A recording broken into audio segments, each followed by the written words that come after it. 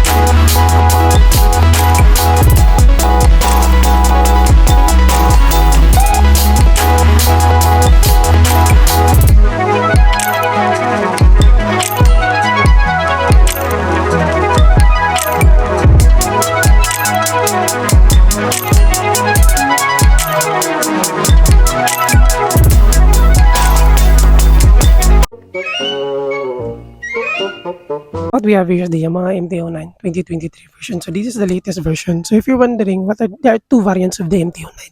MT09. One is SP and one is this one. So for the SP, it is using an all lens. And the only difference in two bikes is, or two variants, is the suspension only. Same feature, same everything, design, aesthetic. Difference is the suspension. So anyway, some people will say that they will choose Z900 or other preference bikes because number one, they are using an inline 4. They choose inline 4 between an inline 3. So again, I just want to clarify things. There are pros and cons in using an inline 3 and inline 4. So if you want top speed, then go for an inline 4. But if you want balance power from beginning to end, linear strength, then choose an inline 3. Better fuel consumption, and it is more lightweight. And again, if you're looking for good aesthetic compared to its competition, then choose the MT09. As you can see to the headlight, it is better in terms of design. So later we will go to other parts. And aside from that, the price point of this bike is 659,000. So it is much expensive compared to its competition, but you should also consider that this one is full of technology and features legit from Yamaha. So you can also see the design, the quality built is very good. Quick shifter, auto blip. So anyway, later we'll go there. So now let us go for the engine specs first. So we changed location for a certain matter, but anyway, I'm gonna make my voice louder because we're in public. So for its engine, it is 890cc inline 3 for crossplane. You can see here the headers, CP3, liquid cooled 4-stroke 4-valve 6-cylinder, a total of 12, dual overhead cam, and a 6-speed transmission. So if you're wondering where the coolant is located, it's actually right over here, which is very easy to access. Radiator. Okay, so for the bore and stroke, it is 78 by 62.1 millimeter. That provides you a max torque of 87.5 kW at 10,000 RPM. And for its max torque, it is actually 93 Newton meter, 7,000 RPM. And the compression ratio is 11:5:1. And the red line of this one is actually 10,000 RPM. And for its fuel capacity, it is actually 14 liters fuel injected. But based on the owner, it consumes around 14 liters per kilometer. But again, it depends on the weight and your riding style. Some of my friends claim that it consumes around 17 or 18. So one nice thing about the fuel is it is metal. And also the positioning of your legs, the quality of material that they are using, as you can see, it is very lock on your legs. So that is one nice thing. And for the front tires, it is 120 by 70 by 17, Buttlucks S22. So Bridgestone. So these are the things. These are the tires that the Yamaha are using in all of their high-end bikes. So this is 120. So for the rear, it is actually 180 by 55 by 17. As you can see, very nice. You can actually up this one to 190 if you want. The Bridgestone Buttlucks is 22 again. One nice thing about these tires is it is good in cornering, dry condition, and wet condition. But again, it depends on the preference of the user. And for its brakes, for the rear, it is actually Nissin for its caliper, and it's using a 245mm single disc. And for the front, it is actually dual disc brake, 298mm. And for its caliper, it is using a VIX with a radial master for its master cylinder. Here's Nissin, right?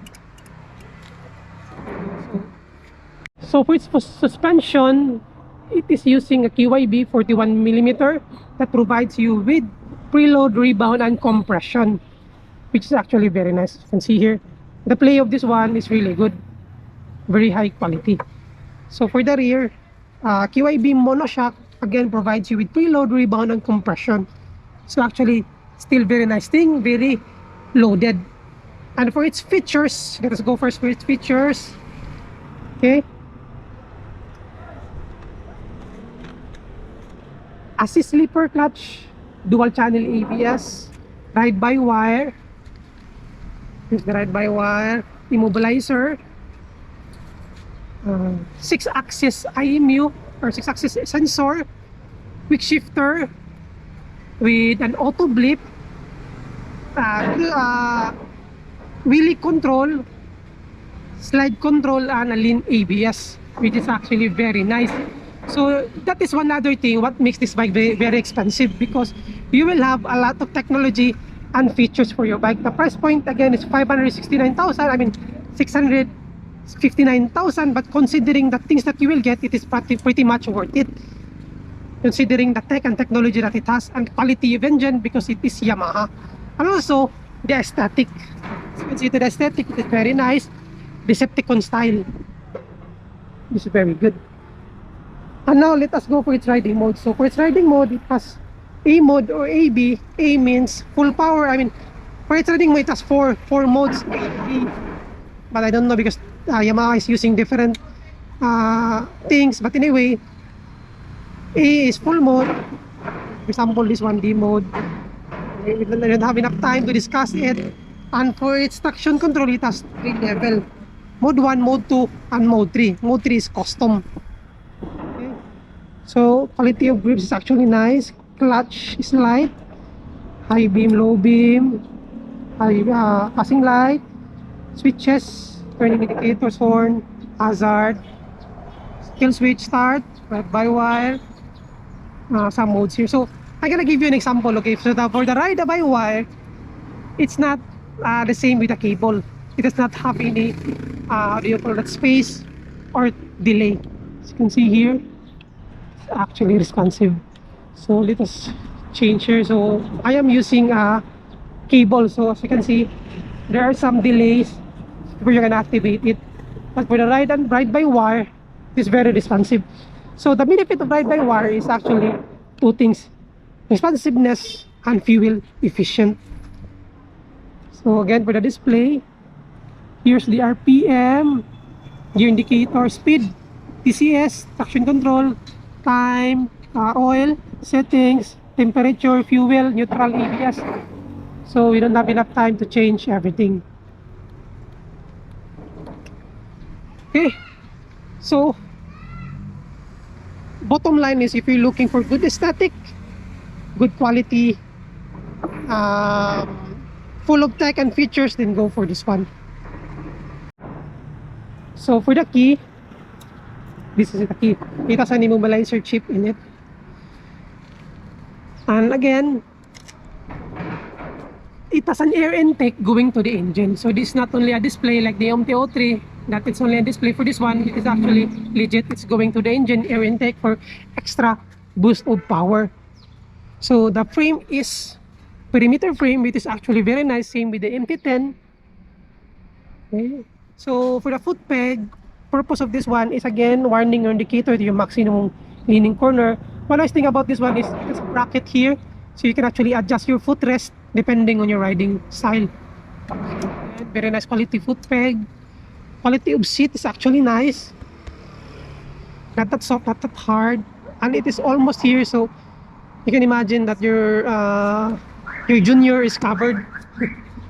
So for the rear, this is what it looks like. You can see here the T sign or its MT logo. So let's try to check it. So as you can see, T logo.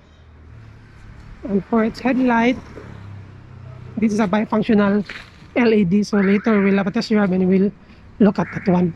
Let's go for its dimensions. So for its dimensions, I am 5'11". For its seat height, it is 820 millimeter. Curb weight is 189 kilograms. So for again, it's an inline 3, which is much better because it is more lightweight. So very easy and nimble to ride. For a 900cc, it is actually good. And for its ground clearance, it is 135 millimeter. So this is what it looks like if you're gonna use the MT09 position. Okay. So again, the owner added a stabilizer because based on him, like every other MT09 user, in terms of high speed, it wobbles. So it has not any stableness because maybe what to consider is its lightweightness. But for me, if you're going to ask me, this bike is pretty much worth it. But we have to have a lot of money. Position.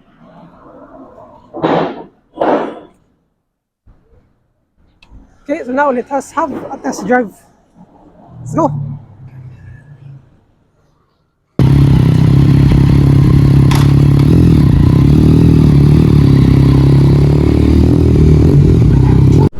So alright, let's have a test drive. Okay, neutral. Ride by wire. So that's the owner. Let's go. Oh, Sarah.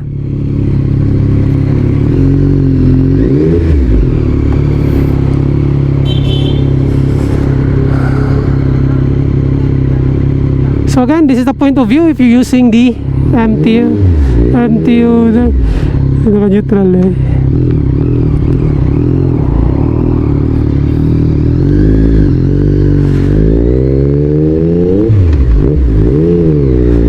Alright, so again, this is the point of view if you're using the MT09. Let's go and check this bike.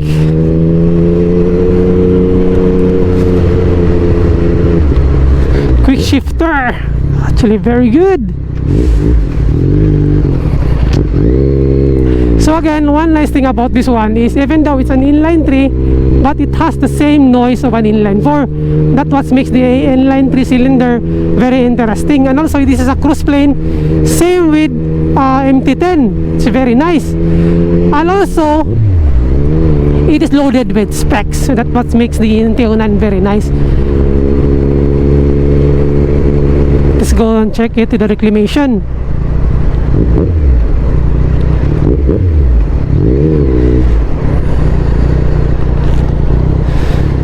So if you're going to compare it with the Z900, Z900 has a lot of tech also, and it is much cheaper, and again it's an inline 4. But in terms of all total figure, suspension, features, aesthetic, I will go with this one. Yes, this is maybe expensive compared to the Z900, but you will get a lot of features. My god, ride by wire, traction control, riding modes, quick shifter, auto blip. Imagine those kinds of things that you will only get in a liter bike. And also display is very nice, it's a TFT. Right.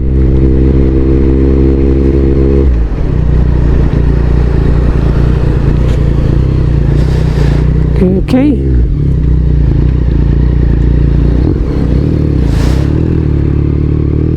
Alright, so let's have a sound check here later.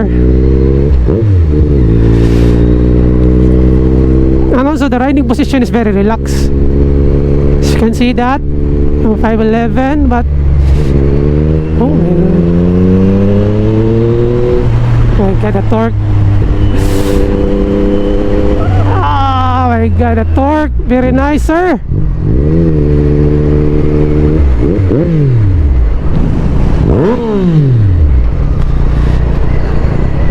Hey. Given an opportunity in the future, I will definitely choose this one. I wouldn't go in MT10 because I have, you know, I mean, I know it's subjective. We have tested a lot of bikes. I'm not gonna go with an MT10. I will go with the MT09. Number one is fuel consumption. Second is looks. This has better looks. If you compared it, actually engine head. Actually, it's kind of you cannot feel the engine head because the G2 is right here. It's very far, considering that this is a high-end bike. So anyway, again, aesthetic wise, this one is very nice. Power, and it has riding modes. So let's go.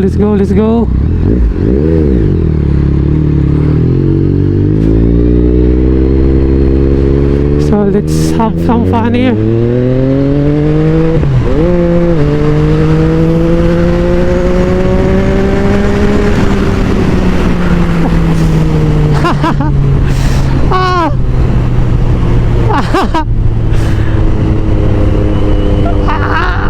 I know.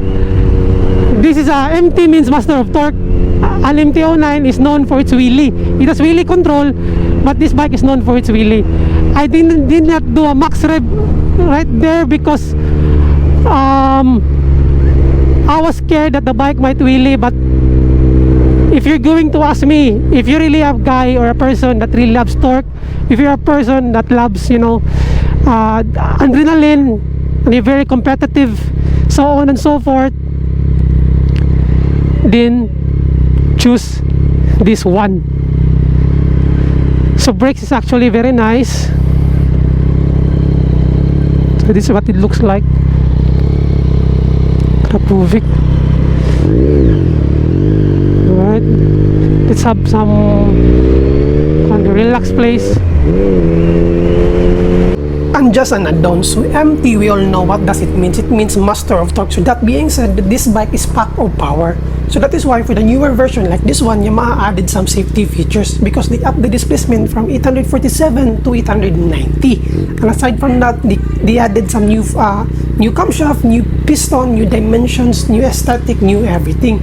So it being said, I mean, in some way, we could at least say that the whole bike was totally changed. And aside from that, Yamaha invested a lot of time, effort, money to change the whole tune of the engine. It is more refined and more powerful. And also, considering the price point, some people will complain for a price point of 659,000, they're just gonna add something and they can go to Z1000, so on and so forth. But you should also consider, for a price point of that, it can give you a lot of features: auto blip, quick shifter, 6-axis IMU, those things that can be given in a later bike or much more expensive. And aside from that, and if you're really not a competitive person, like for say you're not power hungry, then this bike is pretty much worth it, because some people will do upgrade because they feel that the MT09 lacks the power. So we could not blame that, because they are entitled to do that. And anyway, for me, if you're going to ask me, this bike is pretty much worth it. If ever I'm going to purchase this bike, I'll never upgrade. Maybe I will upgrade in a sports bike, but in a naked category, this one is pretty much worth it.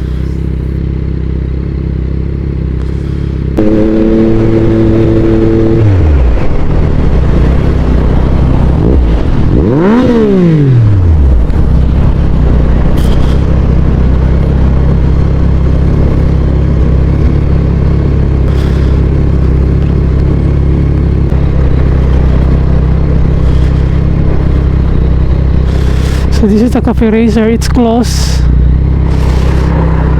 Let's try to do it here na lang instead.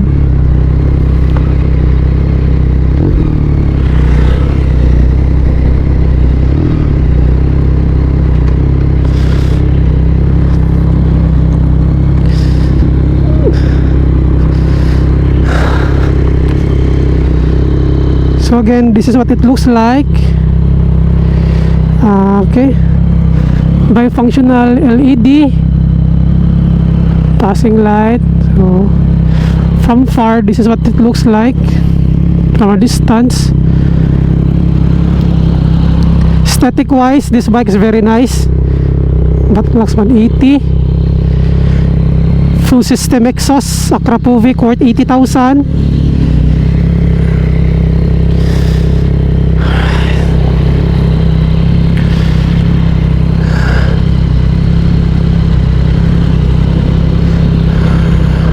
Let's have a sound check.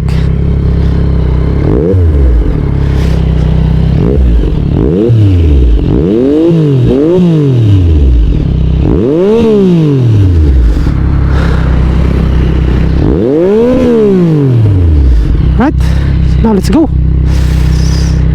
Okay, so we're done.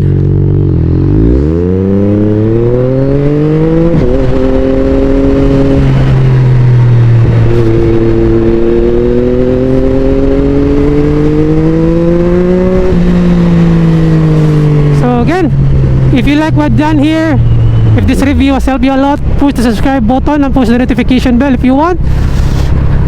And thank you so much for your time. So whoever's watching this, thank you so much guys for your time. And also Sir John, the owner of this one, very nice bike. Sir John, thank you so much sir for allowing me to borrow and review your bike. You're such a good person for allowing me and for, you know, for entertaining me. So again, God bless sir, and whoever watching this one, God bless. Thank you so much for your time guys, and enjoy the rest of the video. Let's go.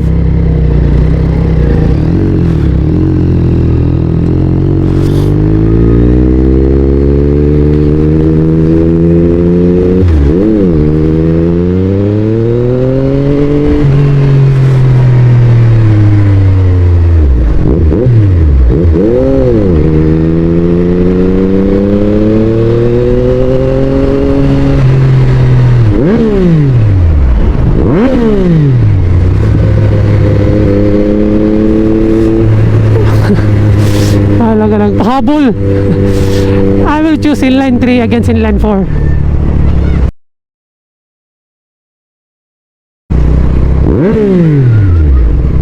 I will choose inline 3 against inline 4. Inline 4 is good. I'm not gonna lie, it's actually good, but inline 3 is different. It's balance power. So again, that's just my final verdict. Choose this one. Again, choose this one. If you have enough money, choose this one.